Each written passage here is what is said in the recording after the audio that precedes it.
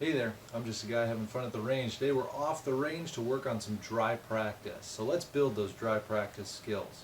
Before you start any dry practice session, safety is key. So make sure that there is no ammunition in any of the firearms or even in the room where you're practicing. Dry practice is exactly that. No live ammunition at all. Even though we're practicing without live ammunition, we still want to be aware of where our muzzle is pointed, and if our gun were to go off, we want to make sure that that bullet would stop. So dry practice in an area where you can have a backstop that you know is going to stop this bullet.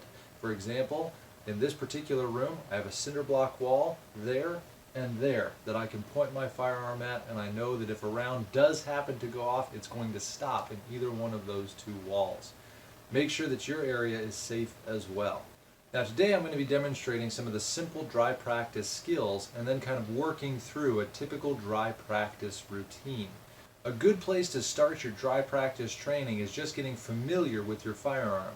Now maybe you've handled that firearm thousands of times in the past. Maybe it's your duty weapon that you've carried for years on end and you know it inside and out. It doesn't hurt to remind yourself some of the basic functionalities. But if you're on the other end of the scale, where this is the first time that you've ever done dry practice, or it's a new firearm to you, use the first few minutes of dry practice to familiarize yourself with the firearm. Now today I'm going to be using a Glock 23, a firearm that I'm particularly familiar with. I've used quite a bit over the years. However, I'm still going to work on the basic manipulations of this firearm. For example, the first thing that I want to do is make sure that this firearm is in fact unloaded and that it is safe. And so I can walk through an administrative unload. Let me walk through that process with you right now. An administrative unload begins with a chamber check. Making sure that the chamber is in fact unloaded, I'm going to eject a magazine.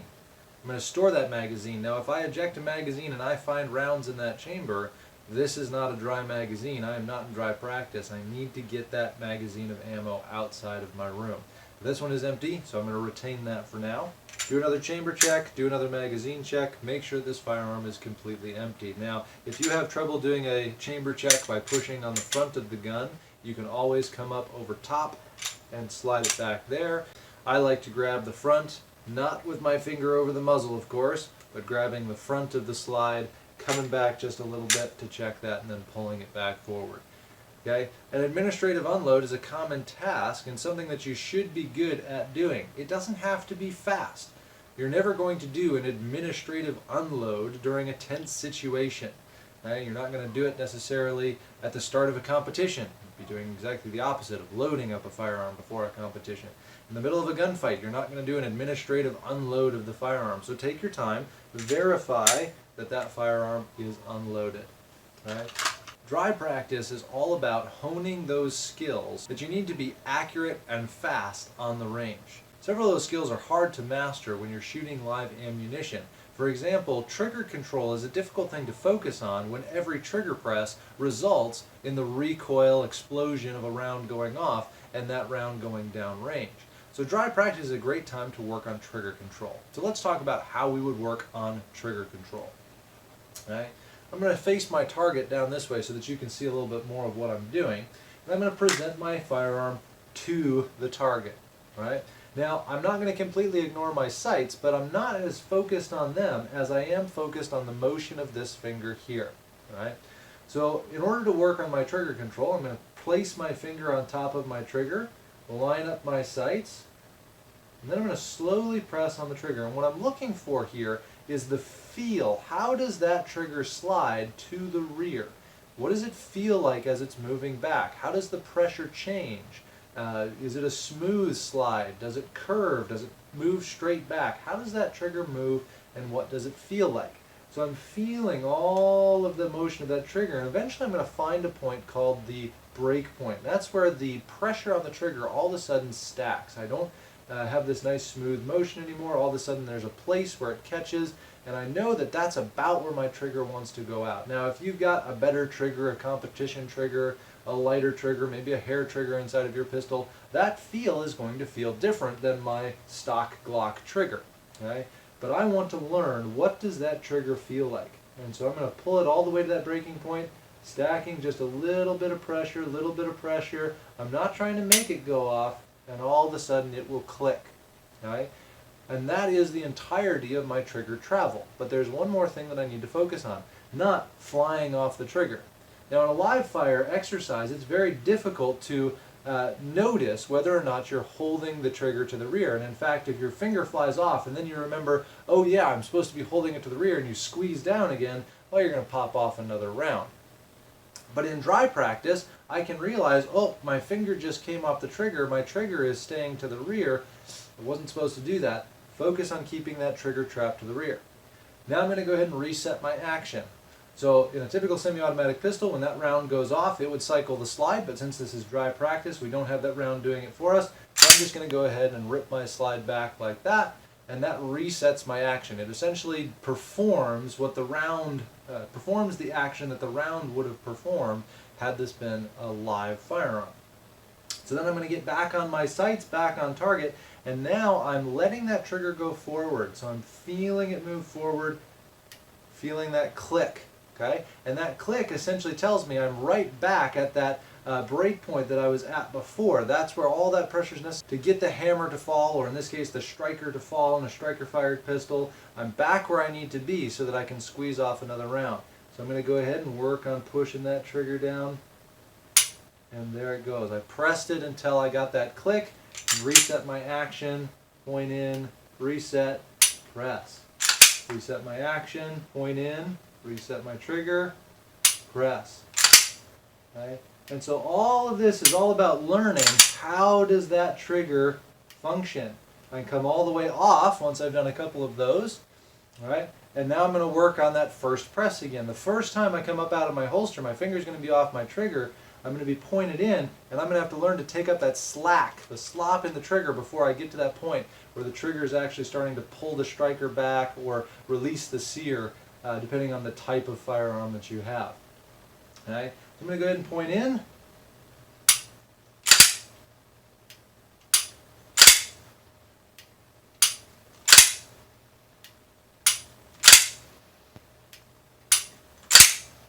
And I'm getting a sense, as I'm doing that, of what does my trigger feel like. I'm also developing some muscle memory of what it's like to go ahead and push that finger all the way back without squeezing all of the other fingers in my hand, just moving that one back and forth. And if I can do that at a constant speed, a constant pressure, I can start to speed that up a little bit, and it stops being a jerk to get the gun to go off, and it starts to be a nice smooth press to get the gun to go off, even through the varying pressures of the trigger in my firearm. Now, some of my other guns that are not stock Glocks have better triggers. The stock Glock trigger is not the best one. So for example, I have an XDM, very nice squishy trigger I like to call it, because it's kind of a consistent pressure all the way back through. There's a little bit of an increase in pressure towards the end, but there isn't that wall like in the stock Glock trigger that you come to and then it actually gets to go off. Right? But that's what this trigger reset or trigger control drill is all about. We're trying to use dry practice to train our minds and our hands on how that trigger functions, what it feels like when it moves. Right? So you can do that as many times as you feel comfortable.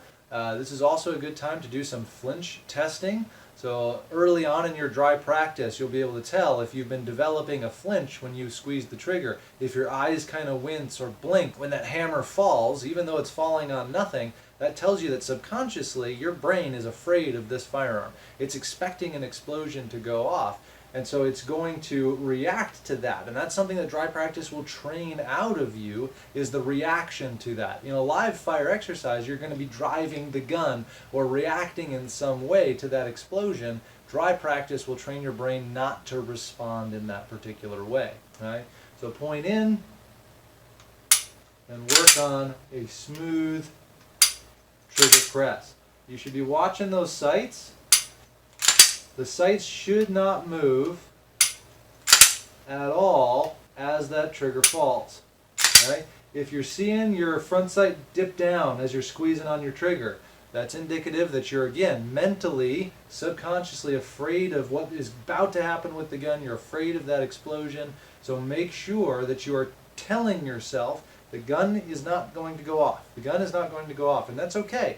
You want to train your brain to not associate the pulling of the trigger with the explosion of the gun, so that when you get into live fire, you are just as stable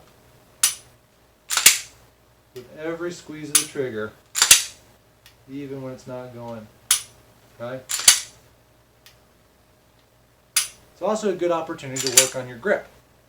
Okay? So as I'm working on that trigger control, I can also start to think a little bit more about how much I'm gripping with my right hand, which I should not be gripping hard with my right hand. Remember, a good grip is a push and a pull. I should be pushing out with my right hand, drawing that back with my left hand, pushing and pulling against this. In live fire, it's very easy to get distracted by the recoil of the firearm and trying to fight that by squeezing in with that right hand or squeezing side to side with your left hand, and to stop putting that front to back pressure, pushing out with your right, pulling back with your left, or if you're left-handed, pushing out with your left, pulling back with your right hand, pushing out with your firing hand, pulling back with your support hand. It's very easy to get distracted during live fire, but here in dry practice, I can kind of start to think, what am I doing to keep those targets aligned, even though there is no recoil? Okay? How well am I doing at getting those two put together? All right? So that's a great place to start any dry fire practice. Okay? Start with doing some trigger control drills, some trigger reset drills. Do those slow presses. Feel how that trigger works and functions, resetting your action between each time, so that you can become a better shot out on the range. While I'm working on some of the basic fundamentals, I've worked on my administrative unload, I've worked on my trigger press, my trigger pulls. Another thing that I can work on is just the basic manipulations of locking the slide to the rear and inserting and ejecting a magazine. Okay? Now in semi-automatic pistols, those are key functions to running a gun well, to be able to manipulate the slide and the magazine. Because if you have any malfunctions, you're going to have to work with the slide to clear those malfunctions. And if you're doing anything that's requiring a reload of ammunition or anything that goes wrong with your magazine, you need to be able to get magazines out of your gun and into your gun. Working on locking the slide to the rear might seem simple at first, but you may find it challenging if you have smaller hands, you're not familiar with the controls, or maybe the slide spring is particularly tight and difficult to work with. So let's talk about how I would lock the slide to the rear on most firearms. I'm a right-handed individual, so for this particular firearm, it has a slide lock lever on the right side. So if I want to lock the slide to the rear, I'm going to begin by staging my thumb underneath that slide lock lever, applying just a little bit of upward force. Now the slide has a notch in it that will allow that to come up and actually lock the slide to the rear. So right now, it's not going up very far, but I can start to get a little bit of pressure on there. Okay? Then I'm going to bring my support hand up over top and I'm going to pull that back as far as I can. Okay? Now if I try and go slow, if you have a really tight slide, it's difficult to pull back. If you start to go slow, you're more likely to start getting fatigued if you try and pull it back slowly and find the spot to lock the slide than if you just pull it back. Okay? Give it a nice swift pull. Keep that pressure on that slide lock lever, and what will happen is as the slide comes back, it will find that little groove, pop up, and as your hand slips off of the slide, it'll go ahead and lock that slide to the rear. Okay? So locking the slide back is step one, getting familiar with that.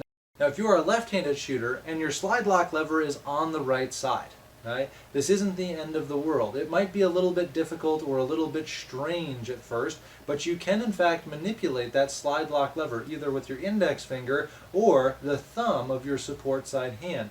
If it's in a convenient location for you to put upward pressure with your index finger and then lock the slide back, it's a little bit awkward on most firearms to do that, but it is an option.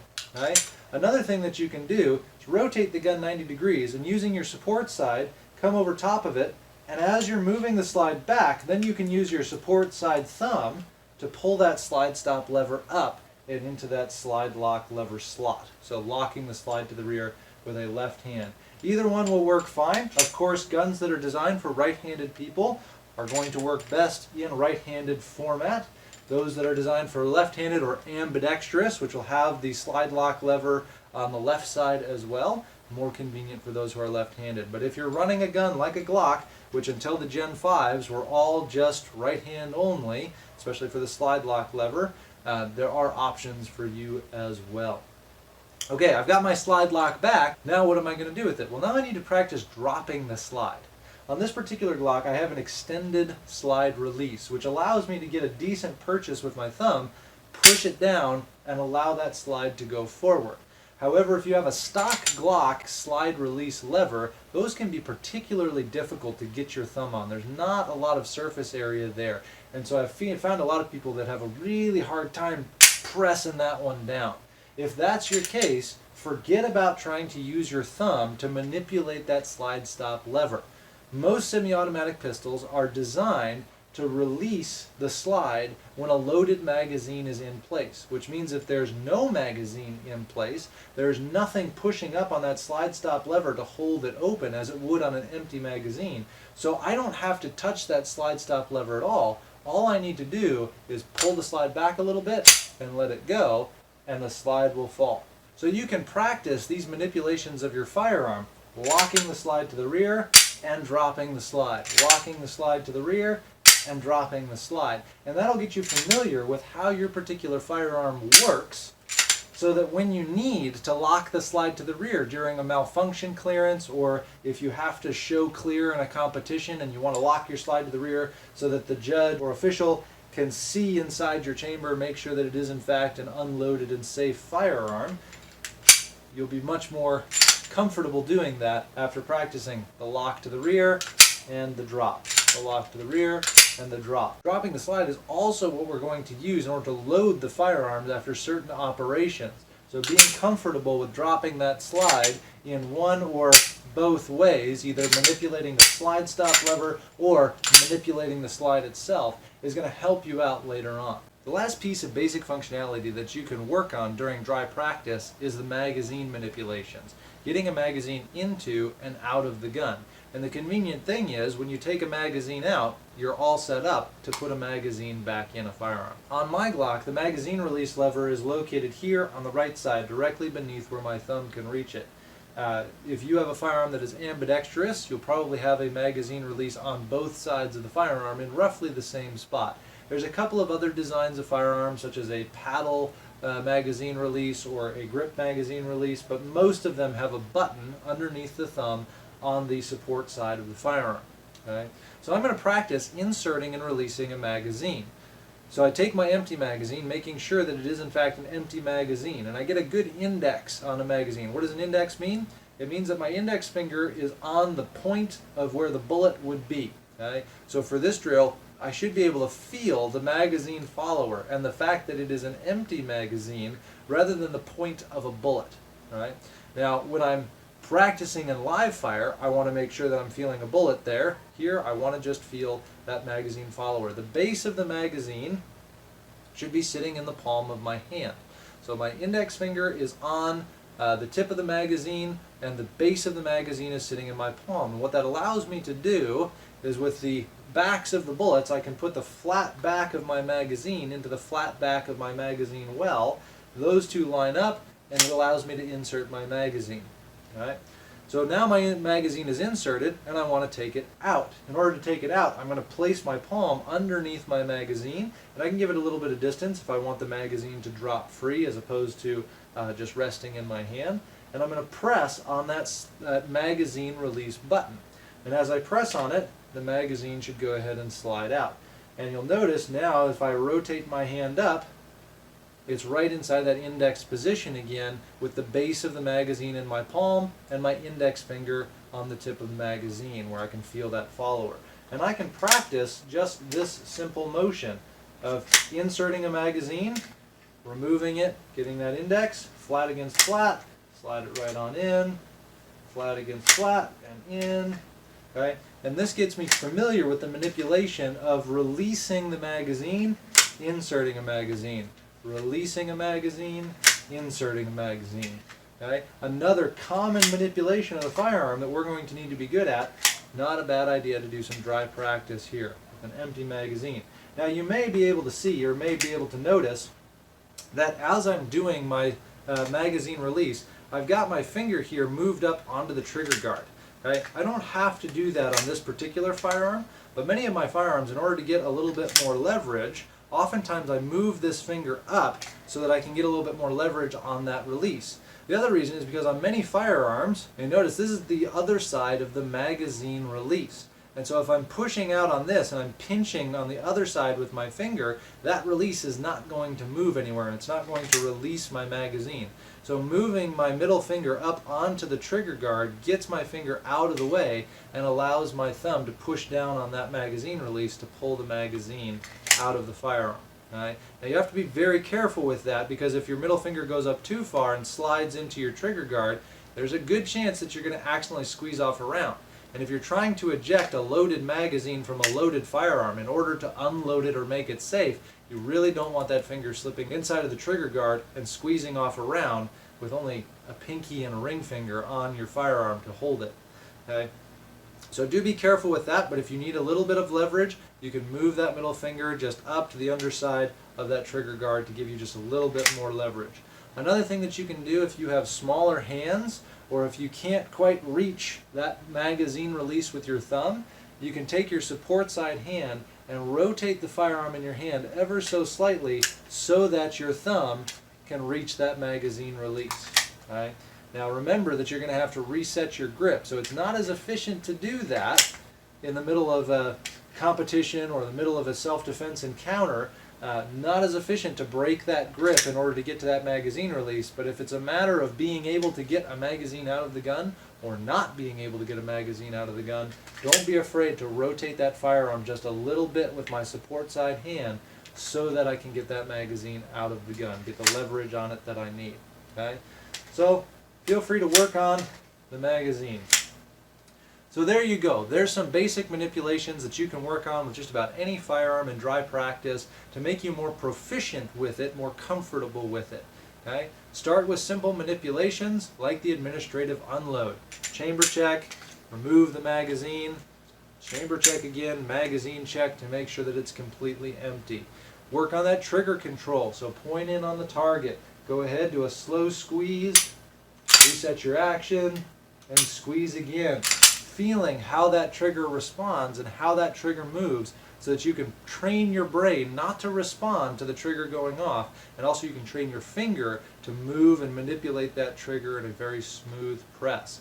Then work on simple manipulations like locking the slide to the rear, dropping the slide, inserting a magazine, and removing a magazine. If you can work on those basic manipulations on your firearm, it'll make you more confident in just the basic use, remove a lot of the stress of handling a firearm in general, and allow you to focus on some of the more finer points of accuracy, precision, and speed as you continue to work with your firearm during live practice. Hope that was helpful.